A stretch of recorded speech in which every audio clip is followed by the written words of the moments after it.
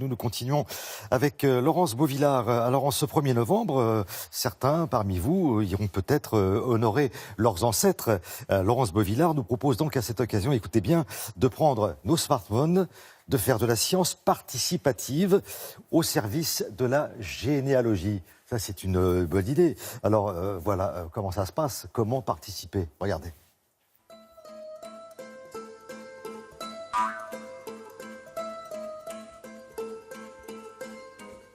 Il y a un nom, oui. Celle-ci, c'est encore lisible. Donc, c'est Kenneller. Oui, Voilà. 1887. Pour la... Chaque année, plus de 200 000 tombes disparaissent. La raison, la concession a expiré. Pourtant, ces noms gravés dans la pierre intéressent des généalogistes et ils nous proposent de participer à une opération qui va permettre de sauver ces tombes en leur donnant un statut de perpétuité numérique.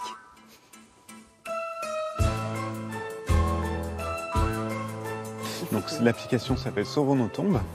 Donc, on va la télécharger, l'installer et on va géolocaliser nos utilisateurs. Ceux qui veulent participer vont aller dans un cimetière, démarrer l'application et essayer de trouver les tombes en déshérence, les tombes anciennes, pour les photographier.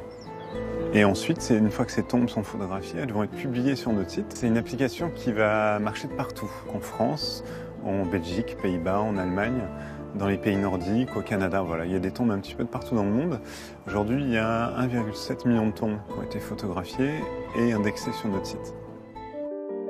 Je vais faire une recherche avec mon nom de famille. Voilà, et on va retrouver toutes les tombes qui ont ce nom-là. Donc on peut ajouter un prénom. On peut afficher par exemple celle-ci. Et on voit la photo. Et on voit toutes les informations qui ont été saisies par les utilisateurs. Pour trouver tout ce que la personne a pu renseigner, son métier, sa date de naissance, de décès. Notre site, c'est avant tout un site de généalogie. Donc les gens peuvent créer leur arbre, mettre des photos, donc des photos des personnes et des photos des tombes. L'envoi des photos et la création de son arbre va être gratuit. Ensuite, il y a des fonctions, si on veut mettre énormément de photos, ça va être payant.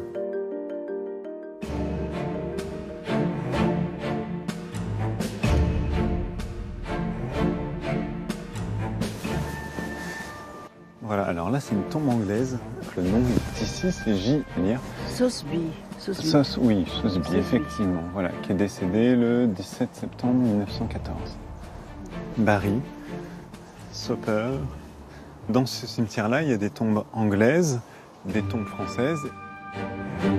Donc là, celles-là, c'est pas utile de les photographier.